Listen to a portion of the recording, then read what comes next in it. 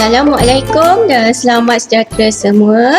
Hari ini kita masih lagi berada dalam bab 3 tingkatan 4. Jadi hari ini kita nak belajar tajuk yang lebih menarik, iaitu belanjawan peribadi. Okey, belanjawan peribadi ni nanti bila dah kerja semua orang kena buat kan. Sekarang ni pun sepatutnya semua pelajar dah belajar buat belanjawan peribadi.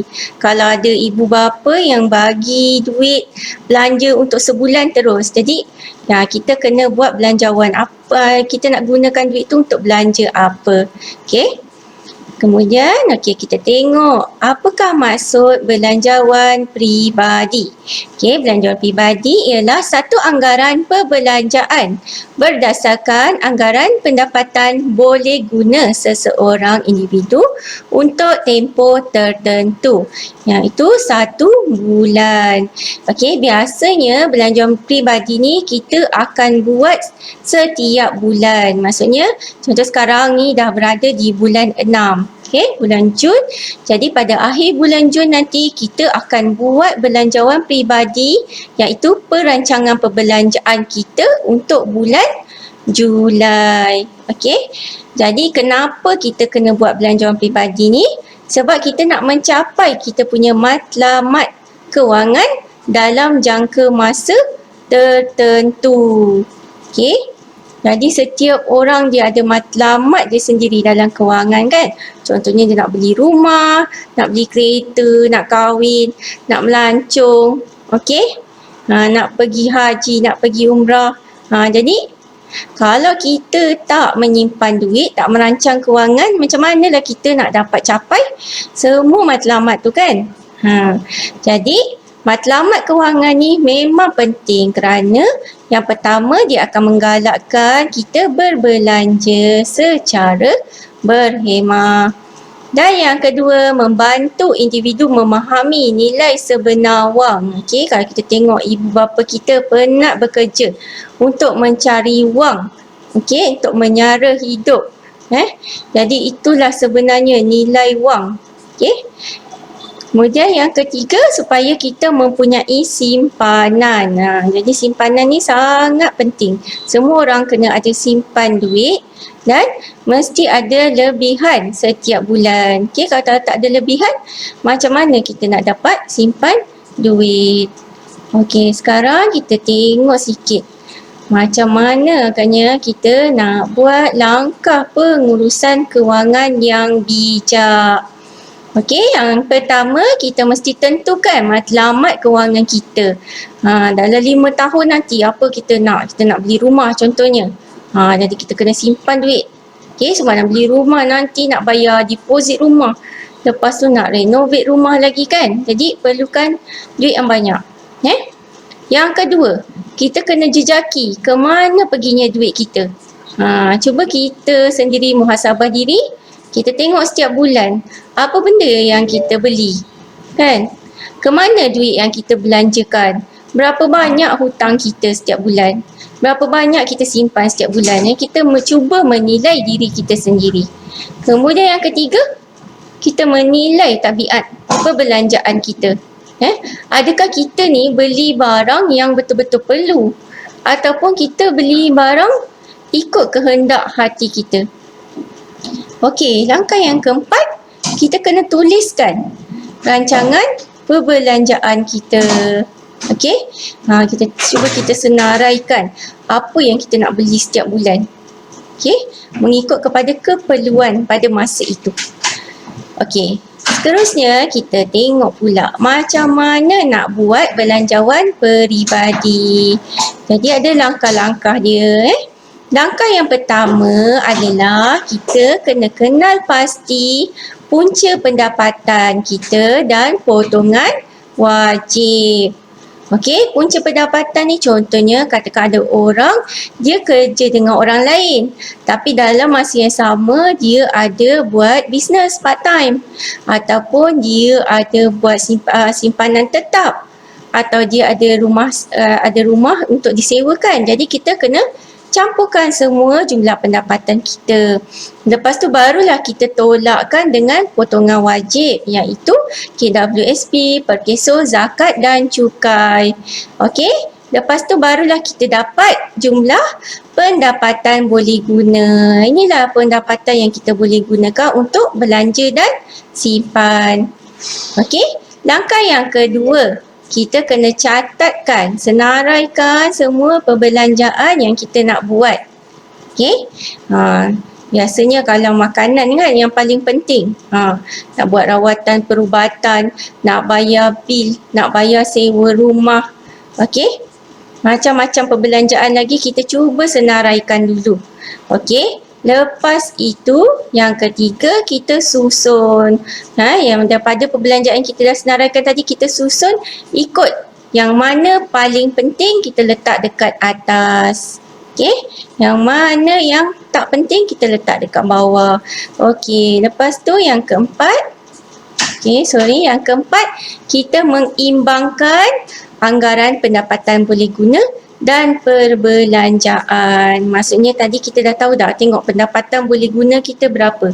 Katakanlah kita dah kira tadi pendapatan boleh guna kita 4,000 sebulan. Lepas tu tadi kita dah senaraikan kan perbelanjaan yang kita nak buat, kita tengok berapa. Okey, kita tengok dekat situ, cuba tolakkan. Pendapatan boleh guna tolak dengan perbelanjaan, tengok ada duit lebih tak untuk simpan. Kalau tak ada, kita kena adjust balik perbelanjaan kita tadi supaya kita ada simpanan setiap bulan. Okey, nak tengok tak contoh belanjawan peribadi. Inilah dia contoh belanjawan peribadi Puan Malisa pada bulan Mac. Kita tengok mula-mula Puan Manisa tadi dia senaraikan kan. Dia punya pendapatan dia ada gaji, dia ada sewa diterima, dia ada dividen ASB. Tadi semua jumlah pendapatan dia 9,600. Okey. Lepas tu dia nak kira pendapatan boleh guna, dia ambil tadi jumlah pendapatan, tolak dengan semua potongan wajib yang ada. Jadi dia pun dapat jumlah pendapatan boleh guna dia 7,820. Okey, kemudian Puan Manisa pun senaraikan dia punya perbelanjaan yang akan dibuat untuk bulan hadapan. Ni dia perbelanjaan dia dan dia pun dah tulis. Ini anggaran dia letak makanan dan minuman atas sekali. Kenapa? Sebab ini adalah yang perbelanjaan yang paling penting, keperluan asas kita. Okey? Lepas tu dia letak lagi diikut susunan tadi kan. Yang paling penting, ni asuran pinjaman perumahan, pinjaman kereta. Ni penting ni. Kalau tak bayar nanti rumah, kereta kena tarik dengan bank kan. Okey, so dia senaraikan semua perbelanjaan-perbelanjaan lain. Okey, kemudian dia jumlahkan semua perbelanjaan ni. Tengok berapa jumlah perbelanjaan dia? 6,200. Okey. Tengok Puan Manisa dia ada buat simpanan setiap bulan kat sini kan. Dia ada buat simpanan RM500. Kemudian dia ada beli lagi unit amanah saham. Jadi jumlah setiap bulan dia simpan RM600. Dia dah simpan RM600 ni pun ada lebihan lagi sebanyak RM1,020. Jadi nampak kat sini Puan Manisa ni ialah seorang yang sangat berhemah dalam perbelanjaannya. Jadi baki RM1,020 ni mungkin kalau ada lebih dia boleh gunakan lagi untuk perbelanjaan yang lain. Okey? Ataupun dia boleh simpan lebih banyak untuk kegunaan pada masa depan. Okey? Jadi penting tak nak buat belanjawan peribadi ni sebenarnya? Ya, penting, sangat penting. Kenapa dia penting? Yang pertama, kita tengok dia boleh membolehkan individu mendahulukan perkara yang penting. Cuba kita tengok tadi Puan Manisa dia dah senaraikan. Okey, makanan nak diletak atas kan. Nak melancong letak dekat bawah. Jadi utamakan keperluan asas. Okey, yang kedua, membantu individu menabung. Okey, jadi kita boleh kira kan anggaran berapa agaknya yang kita target nak simpan. Kenapa kita kena ada simpanan? Sebab kita tak tahu bila masa berlaku kecemasan. Contohnya macam berlaku aksiden, okey? Tiba-tiba kereta rosak, okey? Tiba-tiba kita sakit kan? Semua tu perlukan duit kan? Jadi kalau kita tak ada simpanan macam mana? Kita kena hutang. Dan bila hutang nak kena bayar balik. Okey, kan susah? Okey, yang ketiga, belanjawan peribadi penting sebab dia akan menyelaraskan perbelanjaan mengikut pendapatan kita.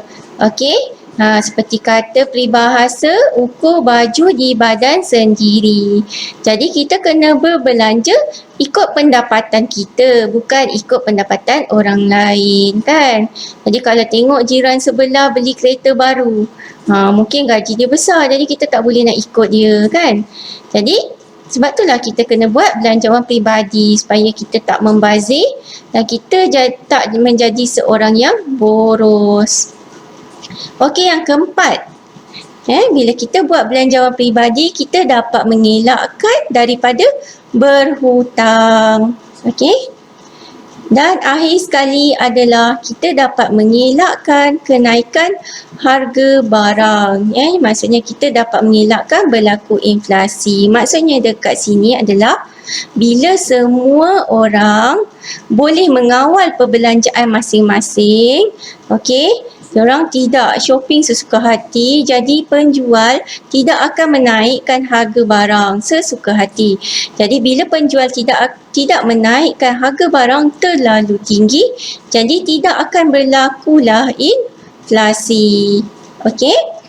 Jadi dah habislah tajuk belanjawan peribadi. Jadi saya harap lepas ni pelajar-pelajar cuba buat belanjawan peribadi keluarga masing-masing. Dapatkan maklumat perbelanjaan daripada ibu bapa. Okey? Cuba tanya dengan ibu bapa berapa pendapatan mereka, berapa perbelanjaan yang dibuat setiap bulan dan berapa simpanan setiap bulan. Okey? Cuba buat belanjawan untuk keluarga masing-masing dan boleh bincangkan bersama dengan guru ekonomi anda. Okey, kita jumpa lagi pada tajuk yang lain. Okey, terima kasih.